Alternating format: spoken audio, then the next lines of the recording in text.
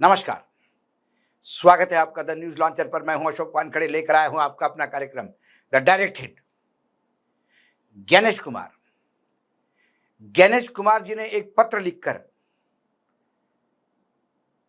जब चुनाव के प्रामाणिकता को हिट किया तो तृणमूल कांग्रेस ने पुरजोर विरोध कर चुनाव आयोग और गणेश कुमार को डायरेक्ट हिट किया। क्या डायरेक्ट हिट किया? तृणमूल कांग्रेस का ट्वीट है, ये एक्स प्लेटफॉर्म पे आप भी पढ़ सकते हैं। @ECISVEEP has quietly and cunningly amended the rules governing the appointment of booth level agent। चुनाव आयोग ने बहुत ही चुपचाप तरीके से और बहुत ही शातिरता से कुछ रूल्स में, कानून में, मतलब जो कानून थे उसमें बदलाव किए, और वो भी बूथ लेवल एजेंट के अपॉइंटमेंट को लेकर। क्या चेंजेस किए? Earlier, as per the commissions 2023 guidelines, the BLA must be registered electoral in the relevant part of the electoral roll for which he or she is appointed। 2023 की जो guidelines है चुनाव आयोग की, वो ये कहती है कि BLA जो है, किसी बूथ लेवल एजेंट जब आप नियुक्त करते हो तो उसको उसी बूथ पे मतदाता भी होना चाहिए। यदि वो उस बूथ का मतदाता नहीं है तो वहां वो BLA नहीं बन सकता। But the new amendment instructions reads, in case of unavailability of the booth level agent from the same part of the electoral roll, booth level agent may be appointed from any registered electoral of the same assembly constituency। लेकिन जो बदलाव आया है अभी, वो बदलाव उन्होंने ये किया कि यदि आपके पास उस बूथ पर बूथ लेवल एजेंट उसी बूथ का मतदाता नहीं हो तो उस विधानसभा कॉन्स्टिट्यूंसी के किसी भी कोने का कोई भी मतदाता यदि रजिस्टर है तो उसको आप किसी भी बूथ पे बूथ लेवल ऑफिसर रोल कर सकते हैं। आगे ट्वीट कहता है, this raises the serious questions. BLOs as per the existing norms must belong to the same booth or at least the same polling station। Why then was an exception made only for BLA? Because BJP for India is failing to find agents from within local booths and want to import outsiders to rig the process from within। अब ये जो नया बदलाव लाया है वो एक बहुत बड़े सवाल को खड़ा करता है। जो अभी का बूथ BLO का जो रूल था पहला, वो ये था कि उसी बूथ पे जो मतदाता है वही उस पुलिस स्टेशन पे BLO बनेगा, क्योंकि वो आसपास के लोगों को जानता है।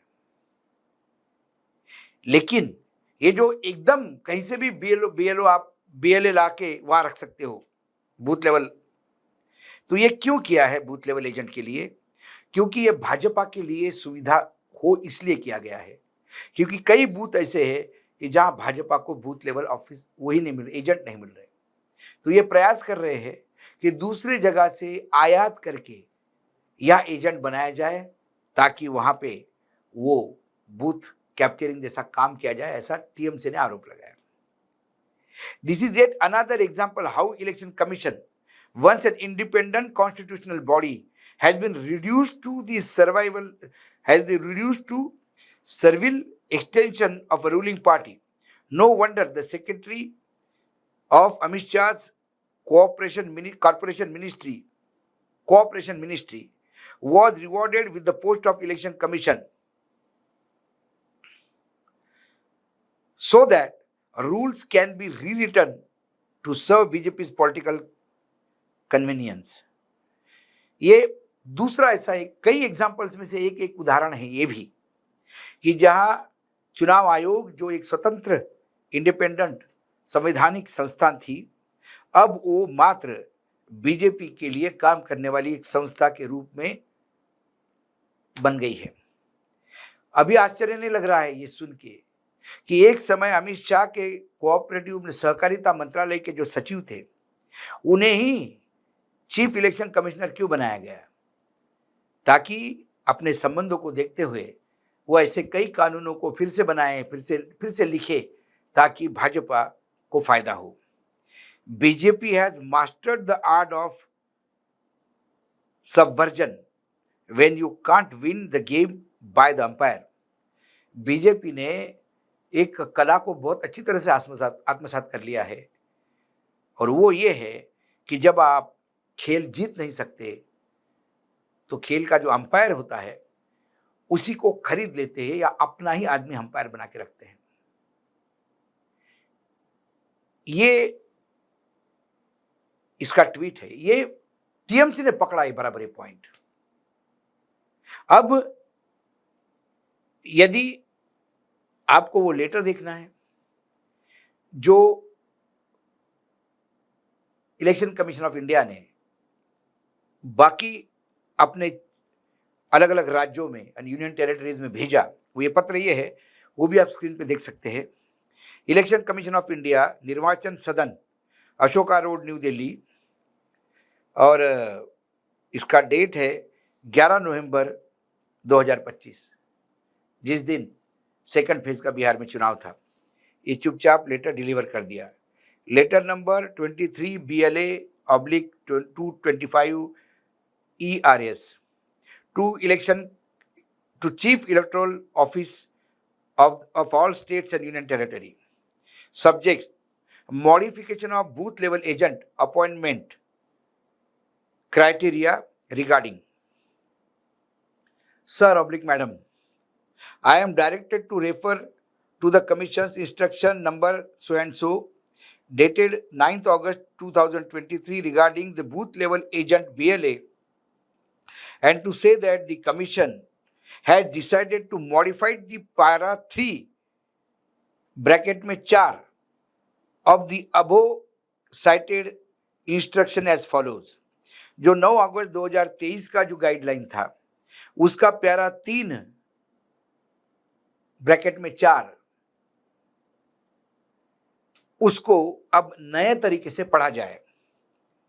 प्यारा 3 ब्रैकेट में 4 क्या कहता है? Normally, one BLA may be appointed for each part of the electoral roll. The BLA should be registered elector in the relevant part of the electoral roll by which he and she is appointed. In case of unavailability of the booth level agent from the same part of the electoral roll, booth level agent may be appointed from any registered elector of the same assembly constituency. It is expected that the BLA will scrutinize the entries in the draft roll of the part for which he or she is appointed as BLA to identify entries of the elector who are dead or shifted. Similarly, the corresponding para 25.213 of the Manual of Electoral Roll 2023 shall be modified. You are requested to communicate these changes to all concerned authorities and political parties if necessary. और नीचे signature है पवन दीवान। अब इसका एक line मैं फिर से repeat करता हूं, वो बड़ा मजेशीर है। वो कहता है, it is expected that the BLA will scrutinize the entries in the draft roll of the part for which he or she is appointed as BLA to identify entries of electors who are dead or shifted. ये जो BLA है इसका काम ये है कि जो मतदाता सूची बनेगी उस मतदाता सूची में से उन लोगों को ढूंढना है जो या तो जिनकी मृत्यु हो गई है या जो वहां से शिफ्ट हो गए हैं। अब आप मुझे बताइए कि जो बीएलए यदि उस क्षेत्र का ही नहीं है, बीएलए उस बूथ लेवल का क्यों चाहिए? क्योंकि उस बूथ पे जितने मतदार है उनको वो जान पाए। उसी क्षेत्र का रहने वाला हो तो जानेगा, उस मोहल्ले का रहने वाला होगा तो जानेगा। लेकिन यदि आप किसी दूसरे क्षेत्र से उसको यहां लाएंगे तो वो कैसा पहचान पाएगा कि ये मृत है या ये शिफ्ट हो गया है? ये एक तरफ तो कहते हैं कि आप बीएलए को किसी भी विधानसभा के किसी भी कोने से लाके कहीं पे भी अपॉइंट कर सकते हैं, और उससे अपेक्षा भी रखते हैं कि जहां अपॉइंट किया वहां के रोल को, मतदाता सूची को वो देखे और कौन मर गया और कौन शिफ्ट हो गया ये बताए। बताइए आप, ये अजूबा सिर्फ ज्ञानेश कुमार ही कर सकते हैं। ये पत्र ही अपने आप में कॉन्ट्रडिक्टरी है। बीएलए पहले उसी बूथ का इसलिए होता था ताकि उस लोगों को जानता है, लेकिन अब बीजेपी चुनाव तो लड़ रही है लेकिन लोग नहीं है उनके। जब बूथ लेवल पे लोग नहीं है तो फिर इधर से उधर, उधर से इधर, तो कोई कल ऑब्जेक्शन ले लेगा, भाई साहब इसको कैसा बीएलए बनाया, ये तो यहां रहता नहीं। तो ऑब्जेक्शन को नलीफाई करने के लिए, बीजेपी की सुविधा देने के लिए ये काम हुआ। और उसके बाद हमारे ज्ञानेश कुमार जी कहते हैं कि वो ईमानदारी से काम करते हैं। ये यदि ईमानदारी है तो भगवान ऐसी ईमानदारी से बचाए। उन्होंने तो हिट किया इस प्रोसेस को, प्रामाणिकता को हिट किया है ये अप्रामाणिक काम करके। लेकिन तृणमूल कांग्रेस ने डायरेक्ट हिट किया इस चोरी को पकड़ के। मैं चोरी कहता हूं इसको। अब आप मुझे बताइए, एक राजनीतिक दल है जिसका बूथ लेवल पे लोग भी नहीं मिल रहे, वो चुनाव क्यों लड़ रहा है वहां से? नहीं है बीएलए तो ठीक है, नहीं है एजेंट। एजेंट मैंडेटरी नहीं है, आपके पास एजेंट ही नहीं तो आप क्या कहोगे? लेकिन एसआईआर में एजेंट चाहिए, कहीं और से नहीं तो कहीं और से इंपोर्ट करो। ये तो मुझे लगता है कुछ राज्यों में तो, ये तमिलनाडु राज्यों में तो ये कहेंगे कि भाई आप आसपास के राज्यों से भी ला सकते हो।